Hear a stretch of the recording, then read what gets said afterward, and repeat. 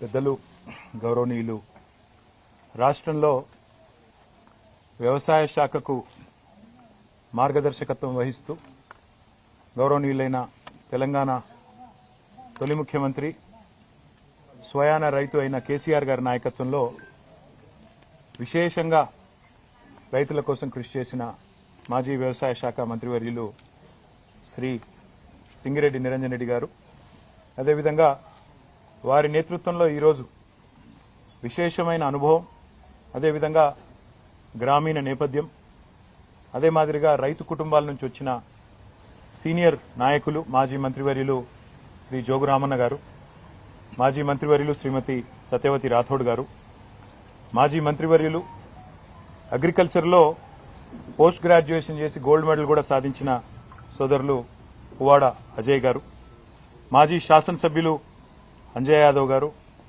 రసమయ్య బాలకృష్ణ గారు, పెద్దలు మాజీ శాసనసభ్యులు సీనియర్ నాయకులు, అదే మాదిరిగా ఆర్టీసీ మాజీ చైర్మన్ శ్రీ బాజిరెడ్డి గోవర్ధన్ గారు, శాసన మండలి సభ్యులు గౌరవనీయులు డాక్టర్ యాదవ్ రెడ్డి గారు, అదేవిధంగా గౌరవనీయులైన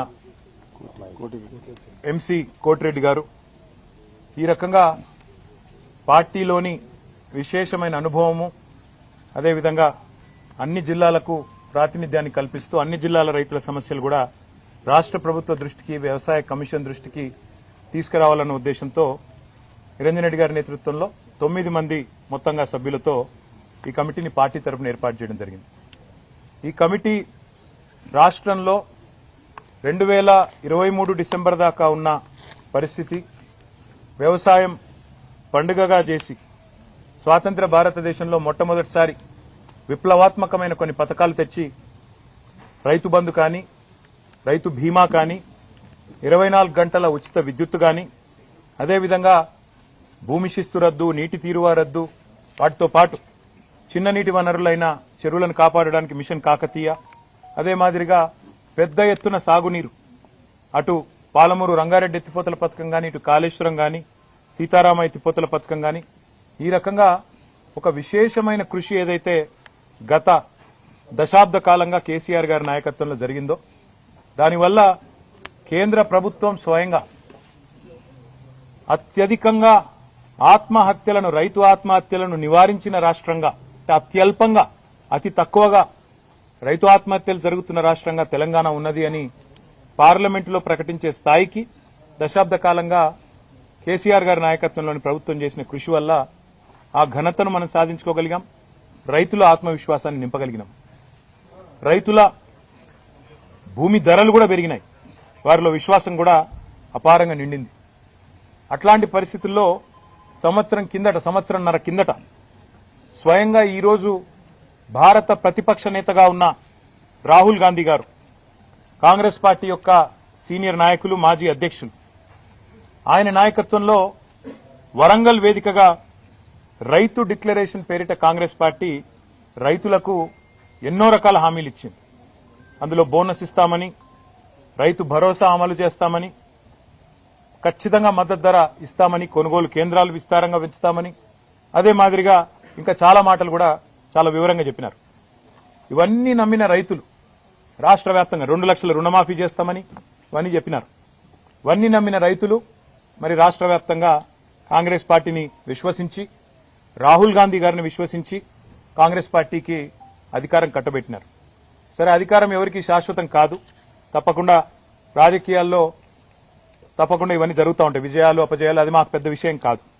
ఎందుకంటే బీఆర్ఎస్ అంటే కేవలం భారత రాష్ట్ర సమితి మాత్రమే కాదు, భారత రైతు సమితి కూడా. మా కృషి, మా సంకల్పం, మా పోరాటం, మా ఆలోచన అంతా కూడా ఎప్పుడు కూడా ఈ రాష్ట్రంలో 60-65% మంది ప్రజలు ప్రత్యక్షంగా పరోక్షంగా ఆధారపడే వ్యవసాయం బాగుండాలి, వ్యవసాయదారులు బాగుండాలి, రైతు బాగుంటేనే రాష్ట్రం బాగుంటుంది, ఎద్దేడ్చిన వ్యవసాయం బాగుపడది అనే మాట, రైతేడ్చిన రాజ్యం బాగుండదనే మాట ఏదైతే పెద్దలు చెప్పినారో దానికి అనుగుణంగానే మా ఆవేదన అంతా కూడా.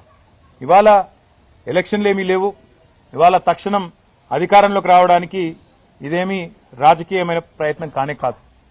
కేవలం ఈ రాష్ట్ర ప్రభుత్వం ఏదైతే కొన్ని తప్పుడు నిర్ణయాలు, అదే మాదిరిగా కొన్ని ఇస్తానన్న హామీలు అమలు చేయకపోవడం వల్ల ఇవాళ రాష్ట్రంలో ఉండే రైతు సోదరులు ఏదైతే నిరాశతో నిస్పృహతో చివరికి బలవంతపు చావులకు, అంటే ఒక రకంగా చెప్పాలంటే ఇవి ప్రభుత్వ హత్యలు, వాటికి పాల్పడే ఒక దుస్థితి వచ్చిందో, ఎందుకు వచ్చింది, ఏం జరిగింది సంవత్సర కాలంలో, ఏం చేస్తే బాగుంటది అని నిర్మాణాత్మకంగా ఒక ప్రతిపక్షంగా, ప్రధాన ప్రతిపక్షంగా ఒక ఆలోచన చేసి పార్టీ పెద్దలు, మా పార్టీ అధ్యక్షులు, తెలంగాణ తొలి ముఖ్యమంత్రి కేసీఆర్ గారి ఆదేశం మేరకు, తాను స్వయాన రైతు కేసీఆర్ గారు, ఆయనకుండే ఆవేదన రైతు పట్ల, ఆయన గుండెల్లో ఉండే ఆర్తి బహుశా ఈ రాష్ట్ర పాలకులకు ఇప్పుడు లేదు. అందుకే కేసీఆర్ గారు ఆదేశిస్తే వారి ఆదేశానికి అనుగుణంగా ఈ కమిటీని ఏర్పాటు చేయడం జరిగింది. ఈ కమిటీ నిరంజన్ రెడ్డి గారి నేతృత్వంలో రాష్ట్రమంతటా కూడా విస్తృతంగా రాబోయే నెల రోజుల పాటు పర్యటిస్తుంది. ఈ నెల రోజుల్లో రైతు సంఘాలు, రైతులు, వివిధ సమూహాలతో ఎక్కడికక్కడ మరి కలుస్తుంది. కమిటీ యొక్క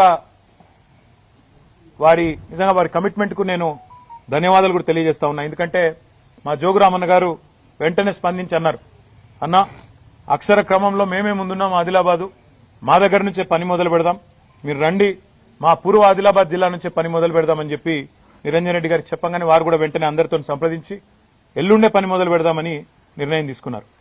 24వ తారీఖు నుంచి ఈ కమిటీ మరి పూర్వ ఆదిలాబాద్ జిల్లా నుంచి తన పనిని ప్రారంభించి రాబోయే నెల రోజుల పాటు అన్ని జిల్లాలు, దాదాపుగా అన్ని వర్గాల రైతులను, వ్యవసాయదారులను అందరినీ కలిసి ఏ రకమైన ఇబ్బందులున్నాయి, రుణమాఫీ ఎంత మేరకు జరిగింది, రైతు భరోసా ఎంత మేరకు రాబోతున్నది, అసలు రాష్ట్రంలో ఏం జరుగుతా ఉంది, కరెంటు సరఫరా ఎట్లున్నది, నీటి పరిస్థితి ఏంది, సాగునీటి పరిస్థితి ఏంది, రైతులు ఏ రకంగా ఇబ్బందులు ఎదుర్కొంటున్నారు, మద్దతు ధర పరిస్థితి ఏంది, బోనస్ ఏంది, కొనుగోలు కేంద్రాలు ఏంది, అసలు రాష్ట్రంలో రైతు వేదికలు ఏవైతే 2603 ఆనాడు కేసీఆర్ గారి నాయకత్వంలో కట్టుకున్నామో ఆశించిన ప్రయోజనం గాని, ఉద్దేశించిన లక్ష్యం గాని నెరవేరుతున్నదా, వాటి వల్ల ఏం జరుగుతున్నది, ఇవన్నీ కూడా అన్ని జిల్లాల్లో పర్యటించి ఎక్కడికక్కడ రైతాంగంతో మాట్లాడి వారిలో భరోసాను కూడా నింపడానికి. ఈ ఉద్దేశం ఏంటంటే రైతులు ఇవాళ నిస్పృహలో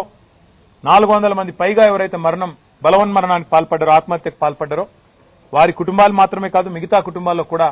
ఎందుకంటే మొన్న ఒక హృదయ విదారకమైన దీనికి ప్రేరణ, నిజానికి ఈ కమిటీ వేయాలన్న ఆలోచనకు ప్రేరణ ఏంది అంటే, మొన్న ఆదిలాబాద్ పట్టణంలో ఒక బ్యాంకు బ్రాంచ్లో ఒక రైతు తన రుణమాఫీ కోసం ప్రయత్నం చేసి విసిగి వేసారిపోయి ఆఖరికి బేజారైపోయి అక్కడనే ఎండ్రిని దాగి, పురుగుల మందు దాగి బ్యాంకు ఆవరణలోనే ఆత్మహత్య చేసుకున్నాడు. అక్కడనే కుప్పగులి చచ్చిపోయింది. ఆ పరిస్థితి చూసిన తర్వాత మనిషి అన్నవాడు, ఎవరైనా మనసున్నవాడు కదలక తప్పది, బాధపడక తప్పది. అందుకే ఈ వ్యవసాయ కమిషన్ కు, వ్యవసాయ శాఖ మంత్రి గారికి, రాష్ట్ర ప్రభుత్వానికి, ప్రధాన ప్రతిపక్షంగా అదేవిధంగా మా ప్రధాన ప్రతిపక్ష నాయకుడైన కేసీఆర్ గారికి ఒక నివేదిక అందజేసి రాష్ట్ర ప్రభుత్వాన్ని కూడా క్రియాశీలంగా, నిర్మాణాత్మకంగా ఒక మంచి ఆలోచనతో, మాకేమి రాజకీయపరమైన ఎజెండా లేదు ఇందులో, ఒక మంచి ఆలోచన, రైతాంగానికి అండగా నిలబడాలన్న ఆలోచన తప్ప వేరే లేనేలేదు. అందుకే 24 నుంచి పని ప్రారంభించి అన్ని జిల్లాలు తిరిగి ఎక్కడికక్కడ అందరినీ కలిసి మరి ఎక్కడికక్కడ వారి సలహాలు, సూచనలు, వారి ఆవేదన అన్ని కూడా నిక్షిప్తం చేసి నెల రోజుల తర్వాత మరి ఫిబ్రవరి ఆఖరి వారం వరకు ఒక నివేదికను రాష్ట్ర ప్రభుత్వానికి, ఇటు పార్టీ అధ్యక్షులు కేసీఆర్ గారికి సమర్పించడం జరుగుతుంది. మీడియా సమక్షంలోనే దాన్ని కూడా చేస్తాము, మీడియా కూడా విడుదల కూడా చేస్తాము. తప్పకుండా అందులో ఏ మేరకు రైతు డిక్లరేషన్, రాహుల్ గాంధీ గారు విడుదల చేసిన రైతు డిక్లరేషన్ ఈ సంవత్సర కాలంలో అమలయ్యింది, దాని యొక్క అమలు ఎంత మేరకు జరిగింది అనేది కూడా తప్పకుండా అధ్యయనం చేస్తాం. రుణమాఫీ ఎంత మేరకు జరిగింది అది కూడా అధ్యయనం చేస్తాం. బలవన్మరణాలకు, ఆత్మహత్యలకు గల కారణమేంది, ఎందుకు జరుగుతున్నాయి, మద్దతు ధర వస్తున్నదా, పత్తికొస్తుందా, కందికొస్తున్నదా, సోయాకొస్తున్నదా, మొక్కజొన్నకొస్తున్నదా, చెరుకుకొస్తున్నదా, మిర్చికొస్తున్నదా, మొత్తం తిరిగి ఎక్కడికక్కడ అధ్యయనం చేస్తాం. ఆ రకంగా కమిటీ రాబోయే నెల రోజుల పాటు విస్తృత పర్యటనలు చేస్తుంది. మీడియాకు కూడా మా ప్రార్థన, దయచేసి ఇప్పుడు అన్ని జిల్లాల్లో, అన్ని నియోజకవర్గాల్లో కూడా ఈ కమిటీ యొక్క పర్యటనను మీరు కూడా దయచేసి సహకరించండి. వారికి కూడా, రైతాంగానికి కూడా తెలియజెప్పే విధంగా ప్రచారాన్ని కల్పించాలని చెప్పి కూడా కోరుతూ, మరి ఈ కమిటీకి రేపు రైతులను వారి జీవితాల్లో విశ్వాసాన్ని నింపే దిశగా మీ కార్యాచరణ ఉండాలని మనస్ఫూర్తిగా ఆకాంక్షిస్తూ మీ అందరికి కూడా మీడియా మిత్రులకు కూడా హృదయపూర్వకంగా ఇక్కడ దాకా వచ్చినందుకు హృదయపూర్వకంగా ధన్యవాదాలు. ఆలస్యానికి మన్నించండి. నల్లగొండ దీక్ష ఇప్పుడే ఇక్కడ మేము మీటింగ్ లో ఉన్నప్పుడే మాకు సమాచారం వచ్చింది. 28 నాడు మాకు హైకోర్టు పర్మిషన్ ఇచ్చిందని చెప్పి సమాచారం వచ్చింది. కానీ దురదృష్టం ఏంది అంటే ఈ రాష్ట్రంలో ప్రజాపాలన నడుస్తున్నది. ఎవరైనా సరే నిరసన చెప్పవచ్చు, ఎవరైనా సరే తమ అభిప్రాయాలు చెప్పొచ్చు అని చెప్పి ముఖ్యమంత్రి గారు చాలాసార్లు చెప్పినారు. కానీ వాళ్ళ ఒక చిన్న కార్యక్రమానికే మరి ఇంత ఆగమాగం అయిపోయి చివరికి అనుమతి నిరాకరించి ముఖ్యమంత్రి గారేమో స్వయంగా రాజ్భవన్ ముంగట ధర్నా చేయొచ్చట. ఏది గంత బిజీ రోడ్డు, రాజ్భవన్ ముంగట రోడ్డు గంత బిజీ రోడ్, అక్కడ చేస్తేనేమో ట్రాఫిక్ ఇబ్బంది కాదట. ముఖ్యమంత్రి మంత్రులు అందరు పోయి ధర్నాలు చేయొచ్చట. కానీ మేము నల్గొండల క్లాక్ టవర్ కాడ చేస్తామంటే మాత్రం మొత్తం ట్రాఫిక్ స్తంభించిపోయి ఒక అంతర్జాతీయ రహదారి మొత్తం స్తంభించిపోయి మొత్తం రాష్ట్రాల రాకపోకలని దెబ్బతినే విధంగా ఉన్నదని చెప్పి రిపోర్ట్ ఇచ్చి రిజెక్ట్ చేశారు. చివరికి కోర్టు న్యాయం చేసింది. హైకోర్టుకు ధన్యవాదాలు. తప్పకుండా వారు సూచించిన విధంగా వారు చెప్పిన విధంగానే నడుచుకుంటాం. రైతుల ఆవేదన ప్రభుత్వం దృష్టికి తీసుకొస్తాం. రాష్ట్ర వ్యాప్తంగా గ్రామ సభలు జరుగుతున్నాయి. బీఆర్ఎస్ కావాలని డిస్టర్బ్ చేస్తుంది. 10 ఏళ్ల కాలంలో ఏమైనా రేషన్ కార్డు ఇప్పుడు ఇస్తున్నామని కాంగ్రెస్ మంత్రులు అంటే ఒకసారి చెప్పిన అబద్దాన్ని నిజం చేయడానికి 100 సార్లు చెప్తే అది నిజం అవుతుందనే ఒక అపోహలో కాంగ్రెస్ ప్రభుత్వం ఉంది. మేము మీలాగా రేషన్ కార్డు ఇవ్వడానికి కూడా ఒక గొప్ప కార్యంగా దైవ కార్యంగా భావించి మేమేమి దాన్ని ఏదో గొప్ప ఇదిలాగా చేయలేదు, హడావుడి చేసి చేయలేదు. ప్రతిదానికి పబ్లిసిటీ పిచ్చి ఉండాల్సిన అవసరం లేదు.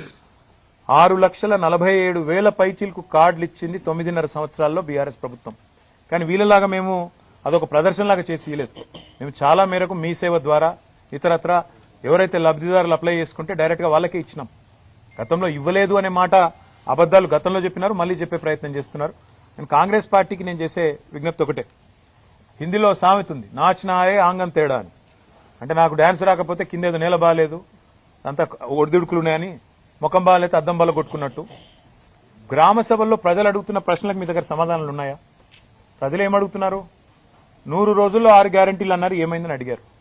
ప్రజలు ఏమడుగుతున్నారు? రుణమాఫీ సంగతి ఏమైందని అడుగుతున్నారు. రైతు బంధు ₹1 ఇప్పటిదాకా వేయలేదు, మీ ప్రభుత్వం వచ్చినాక ఎందుకు వేయలేదు అని అడుగుతున్నారు. వాటికి సమాధానం చెప్పే సత్తా మీ కాడ లేకపోతే మేమేం చేస్తాం? ప్రజలు ఇంకొక మాట కూడా అడుగుతున్నారు. 1,06,00,000 దరఖాస్తులు తీసుకున్నారు మీరు ప్రజాపాలన పేరిట డిసెంబర్ 23లో. ఆ దరఖాస్తులు ఇచ్చినాం కదా రేషన్ కార్డులకు, రైతు భరోసాకు, మళ్ళెందుకు దరఖాస్తు పెట్టాలని అడుగుతున్నారు. ఎవరు తప్పిది? ఆ దరఖాస్తులు ఎక్కడ పోయినాయి? ప్రభుత్వం దగ్గర సమాచారం లేదు. అందుకే ఇవాళ మీరు రాష్ట్ర ప్రభుత్వాన్ని అనేది ఏమంటే మీరు పరిపాలనలో నిమగ్నం కండి. మీరు ఇతరత్ర కార్యక్రమాలు బంద్ పెట్టి ప్రజలకు మేలు చేసే కార్యక్రమాలు, గ్యారంటీల అమలు, వాటి మీద మీరు దృష్టి పెడితే ఈ నిరసనలు మీకు తప్పుతాయి. లేకపోతే మాత్రం ఇవాళ ఎక్కడన్నా ఒక్క టీఆర్ఎస్ నాయకుడు పాల్గొన్న దాఖలా మీరు చూపెడతారా? ఎక్కడికక్కడ ప్రజలు మరలబడుతున్నారు, టెంట్లు ఊలగొడుతున్నారు. రేపు ఇదే తీరుగా కొనసాగితే గవర్నమెంట్ ను కూడా ఏదో దశలో ప్రజలు వాళ్ళు ఖచ్చితంగా తిరస్కరిస్తారు. కాంగ్రెస్ కార్యకర్తలు